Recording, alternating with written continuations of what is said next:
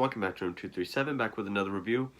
And this might be kind of a surprising review for a couple reasons, because one, if you follow my channel, you know I don't really go out to the movies too often unless it's something that I absolutely have to see, or something that at least really piques my interest and I want to talk about it, or something I don't want to wait until DVD and Blu-ray. But normally that's what I wait for. I wait for it to come out on home release, then I check it out. But I have been going to more films this year, and this is another one. So hopefully it's kind of fun or different for you guys to actually see me talk about a brand new film that's still in theaters, that has just been released. And probably the biggest thing that might surprise people is, if you also follow my channel, you know this is going to sound shocking, but this is a very solid, very, very good, well-written, well-acted, well-executed film, even for some of the supernatural elements that it has. It's a Blumhouse film. Yes. It's a film that came out, I believe, this past Friday, 2022. It is Black Phone, or The Black Phone. This is a movie that I think I was seeing, I think it was when I went to go see The Batman. There was a poster hanging up, and I was just like, okay, Ethan Hawke's in another horror movie, cool. Then I saw a trailer for it. I thought the trailer was really cool.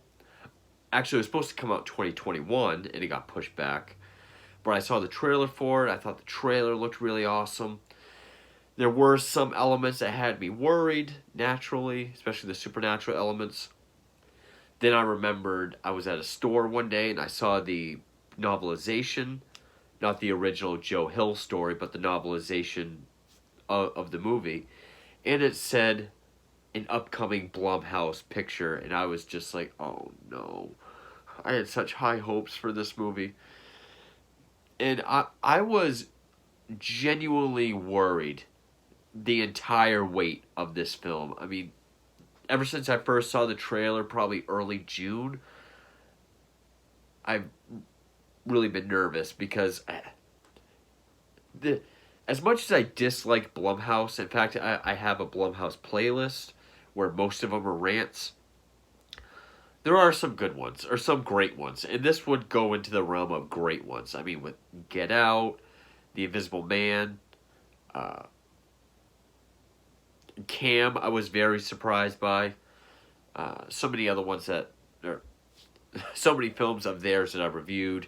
I can't remember what ones I have reviewed, but more often than not, I can't stand Blumhouse. And this is in the realm of one of the great ones. Now, of course, it is based on the 2004 short story by Joe Hill, Stephen King's son.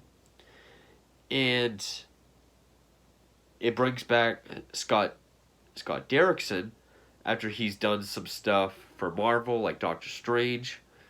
But he did The Exorcism of Emily Rose, Deliver Us from Evil, and the first Sinister. This one probably feels more like Sinister just because, yeah, you have Ethan Hawke in it.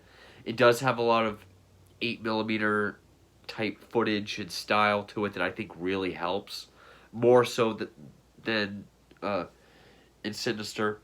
But the supernatural elements are not as wild, or it's still fairly rooted in reality for the most part, especially compared to other Blumhouse films. I was very thankful for that. Stars Mason Thames, he's our lead. Madeline McGraw, which both of them together are some of the best child actors I've seen in a while. They both did a great job. Jeremy Davies as their alcoholic father. James Ransone, who was adult of Eddie Kaspbrak in It Chapter 2. He was the deputy in both Sinisters. He's in this. And yeah, it was supposed to release September of last year, but it got pushed back.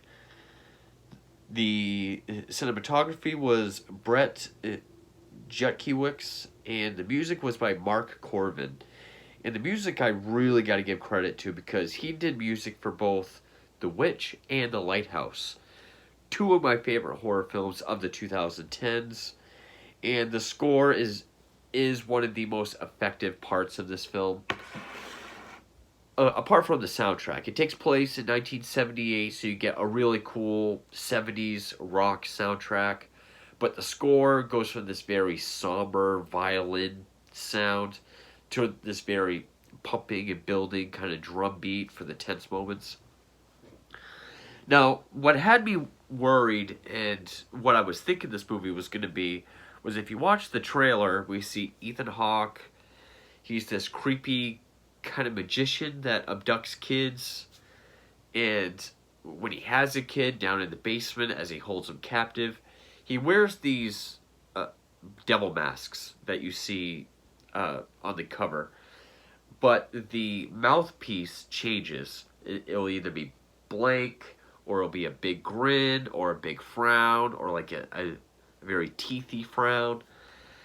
And he kind of wears those depending on his mood, which I thought was very interesting. I actually thought it was also kind of like Leatherface, which there is a Chainsaw Massacre reference in this film.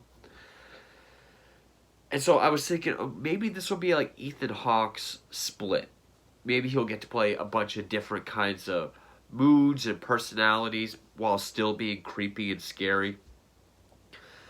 But I knew this was going to have a supernatural element to it.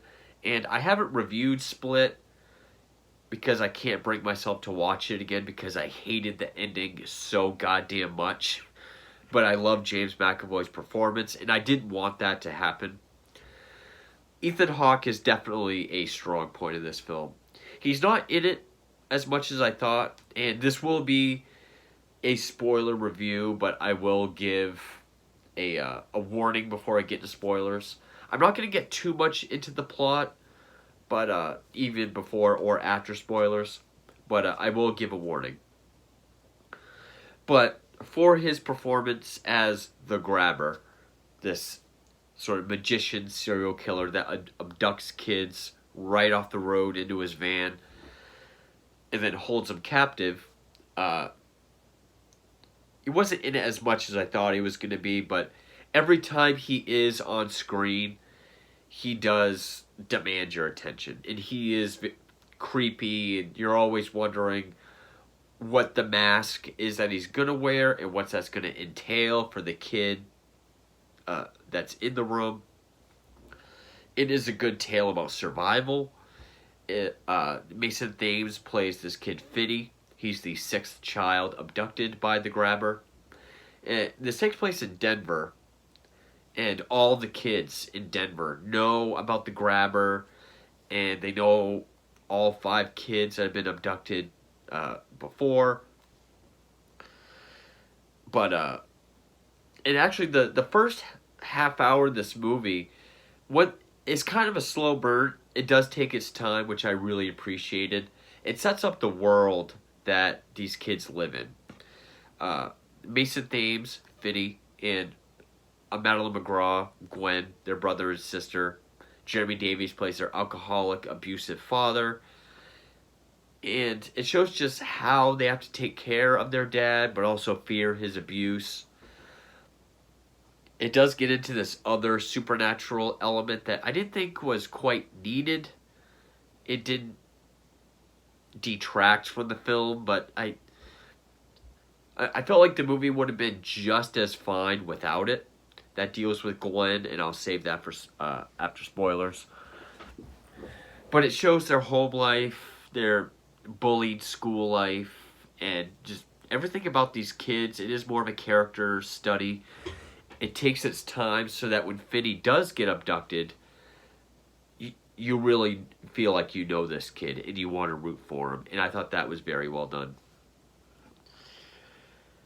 And like the trailer shows, there is this old black phone in the basement with him that, as it rings, it's all the past victim kids of the Grabber trying to communicate with Fiddy to help him escape. Cool story. And I won't get into depth right now about how supernatural that gets. Now, sure, this could have just been a very simple, themed, creepy guy abducting kids movie, which it still is. But I will say it doesn't go over the top with its supernatural elements, which I appreciated. And one thing I will say before spoilers is much of the grabber is actually no. I'm gonna save that. It's very well made. There's great moments of suspense. Very good at building tension. It's very atmospheric. Has a great look to it. It's this very gray, overcast, gloomy feel. The way Scott Derrickson uses the 8mm style of footage for not just the opening credits, but also to show like a flashback to these other kids or sort of like a dream or whatever. He does that very well. Especially the way it kind of shows Ethan Hawke with that style, which we see in the trailer with him with the balloons kind of shaky zooming in on him. So great suspense. I can't really think of too many jump scares, but if there are any, they're earned. That's for sure. Great child actors. They did a great job. They had great chemistry with each other. Really good story. And I really was impressed with just how they handled the supernatural stuff. Because that's where I was worried about the most. But they handled it very well. Now, I'm sure there's going to be some people after this that is just going to be clamoring for Ethan Hawke to play Joker in some movie. Probably the next Matt Reeves Batman movie. One, he's too old to go against Robert Pattinson. And why? Just because he has a creepy laugh? That's about it. I'm sure he could play Joker in something, just not the Batman movies we have going on now. And I thought the whole story of the grabber, I thought they told everything in this movie. I'm sure there's going to be people that want more. I know Joe Hill has already pitched a sequel, which I really did not want to know. We don't need a sequel. I'm tired of everything being successful, getting a sequel. But I don't really have too many complaints about it. Now, is it a 9 or a 10 out of 10 movie? No. For Blumhouse it is, absolutely. But highly recommend it. I mean, the cinematography, the direction, the music, the story, the pacing, the performances of the lead kid, or protagonist, and Ethan Hawke, the antagonist, very well done. And, a very good story arc for Finney as well. So, highly recommend it. Definitely go see it. But now I'm going to get into spoilers. So, if you haven't seen it yet, go check it out. So, basically, Finney is bullied at school. One of the victims of the grabber before Finney is this kid, Robin, who's skilled with karate. He beats up all these bullies. He gets them to leave Finney alone. But then he's abducted.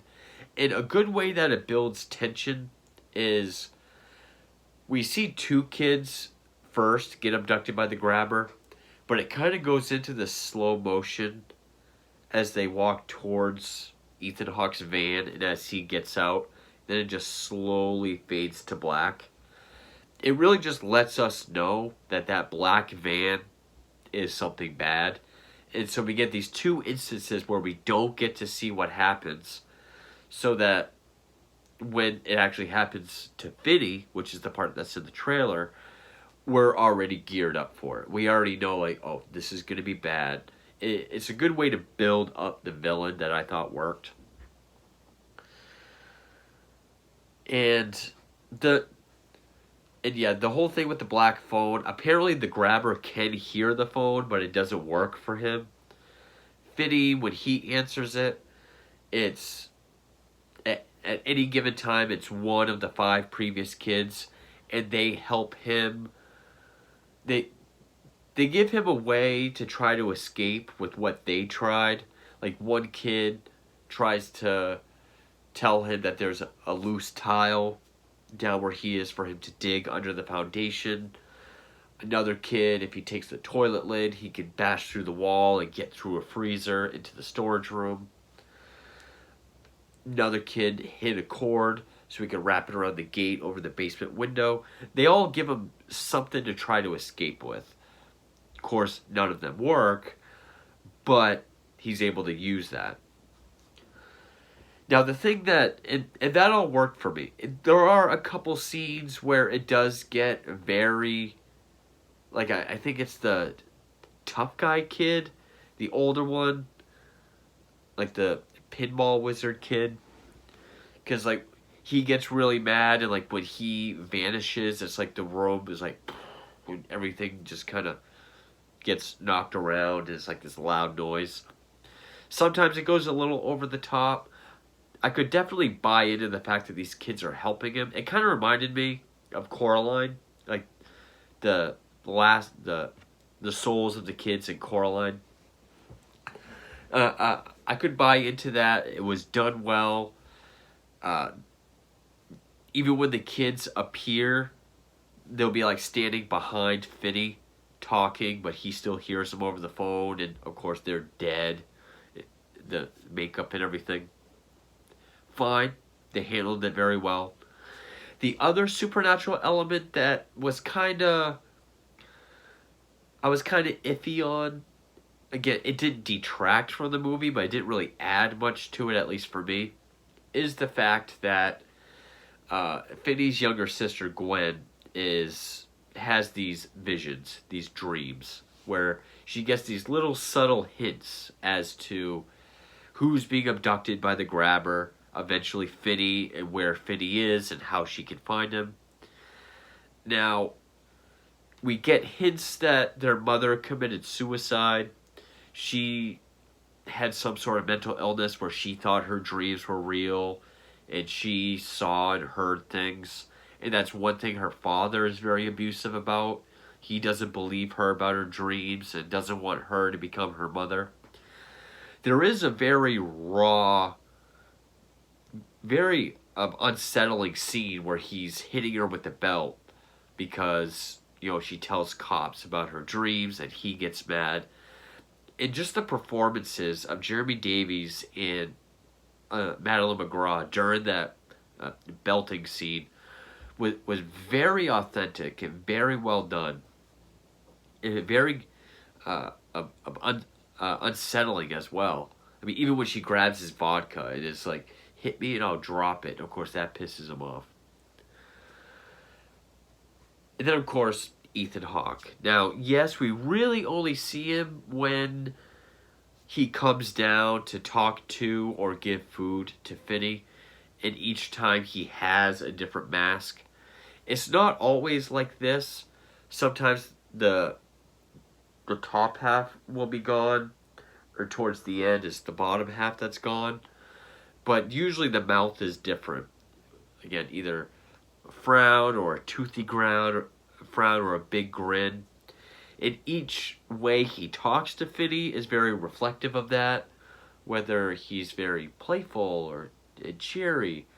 Or, when it's the toothy frown, he's like, he talks very angry.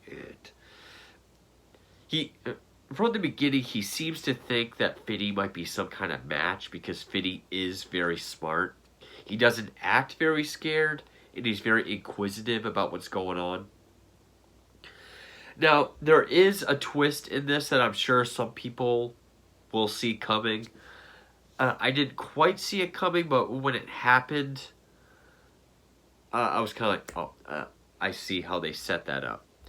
And that is Deputy What's-His-Name from Sinister. He's this cokehead that the cops show up at this house, and he seems to be like this crazy conspiracy guy that has mapped out the entire city and thinks he knows where the grabber lives. Come to find out, he already staying in the house where the grabber lives. He's the grabber's brother. That twist didn't really seem to bother me because there is a scene where Finney's about to escape, or almost escapes. Ethan Hawke brings him back, and we can tell by his voice he can be normal, because you hear the brother Max be like, "What's all that noise?" And Ethan Hawke goes back upstairs, and he's like, "Huh? I'm nothing. Dog was barking. Go back to bed."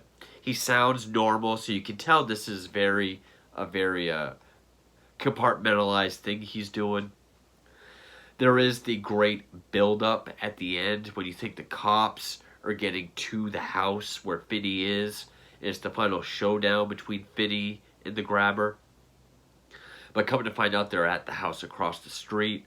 The house that's appeared to Gwen in her dreams and everything is actually an empty house across the street where he buries the bodies. So there's this great tension and build up with music and back and forth between Finney and his final fight, standing up for himself with the grabber, and the cops going through the house, and will they get to Finney in time? I thought that was very well done and very well paced. Now, as far as his escape, every bit that these kids have given him, he's able to use. Like the hole to dig under the foundation, getting the grate off the basement window, breaking through the wall into the freezer in the next room, being able to get the combination lock for the front door, which belonged to the bicycle lock of a past kid. And then finally, how to fight him with the phone, which put dirt in the receiver to make it heavy. Now, each one leads to failure, obviously, but when combined, it is this ultimate trap that he does use against the grabber. And there are plenty of layers to the grabber, and the biggest compliment I can give for it is that he is left pretty mysterious and ambiguous. I know there's going to be people that will say, I don't know what his motive is. I don't know what his past is. I need a prequel. I need to understand. Use your fucking imagination, dude. There's nothing worse than a movie just spoon-feeding fucking information to you. Here, okay, this is spoilers. He is able to defeat the grabber. The hole that's there, he's able to put a rug over it, so the grabber falls through it, but the grate is there, so it fucks up his fall, breaks his ankle, and then he's able to use the phone with the receiver to beat him with it. Oh, also the cord he found, he was able to use a tripwire. And when the phone rings as he's strangling the grabber, which one, he knocks the mask off, and there is a scene where when the mask comes off, that's able for him to free Finney and grab his face and panic.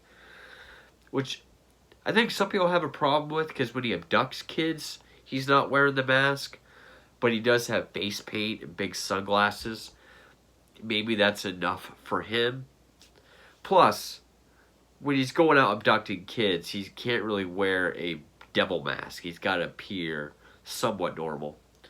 But it's still somewhat of a disguise, so it didn't seem convenient for me.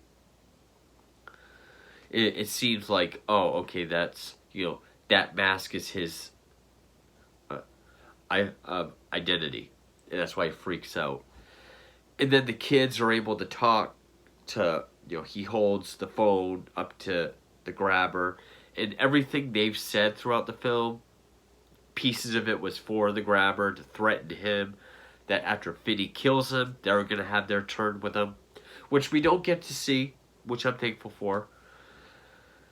But we also, the only motivation we get is he abducts these kids, he plays this game called Naughty Boy, which is several times, like when he brings down food, he'll leave the door unlocked, and then he'll wait upstairs with his shirt off but wearing a mask.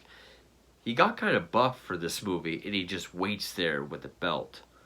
And it's a trap, because once they come upstairs to escape, he's going to beat them almost to death with the belt. And so he plays this game called Naughty Boy. And so Finney gets the advice that where if he doesn't play, he can't be killed. And can give him more time to escape. So there's plenty there to use your imagination with. Yes, I know movies you're not supposed to think on your own, but maybe his dad was abusive and would punish him for being a naughty boy, and maybe he didn't really feel like he had an identity or whatever. So there's plenty that you can play with. And there was a moment where I thought we were going to get the Psycho ending, which is there's like a news. The news crews are all outside the house, and the detective is like, or the news guy says, well, the case is now broken, and here to explain are the ones that cracked it, detective whatever. And I was like, oh god, they're going to give us the Psycho ending where they break down the psychology and the motive of the grabber. Thankfully, they didn't do that. Everything about the grabber, including his name, is not given. Thank you for giving us an ambiguous, creepy, effective villain. I mean, that's why we love the first Halloween so much, because it's ambiguous. We don't know for sure what his motive is, and that's fine. Ambiguity, mystery, enigma is interesting and effective. So I'm glad they didn't do that. When Finney returns to school, he's the cool kid, because he was bullied, he was forgotten, kind of nerdy. He had a thing for NASA and rocket ships, and no one really paid attention to him. But now he's known as the kid that killed the grabber, the one that all the kids were afraid that they were going to be abducted by. Now he's the cool kid, and it's kind of where it ends. Oh, and the grabber does kill his brother, because his brother does find out, oh wait, this is the house. The house I've been looking for these kids is here, and it's my brother. I thought this movie was very effective. Again, the supernatural elements were very well handled. Again, a couple moments it was going a little over the top, but they always pulled back just before that happened. The whole thing with the dream clairvoyancy was almost to that point. Well, not that it almost got to that point, but it's not.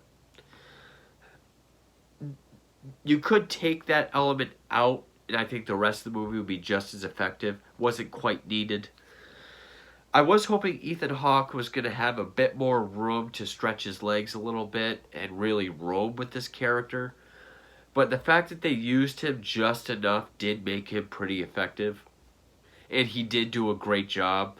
I really bought the fact, each mask, he does act differently. Every time he comes down the stairs, it's, what are we going to get next?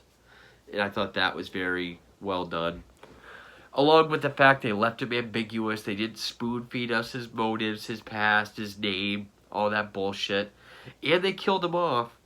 So unless they pull some stupid shit like he didn't really die, or go with a prequel that we don't need, then I'm sure most people that don't like to use their imaginations will be hoping for.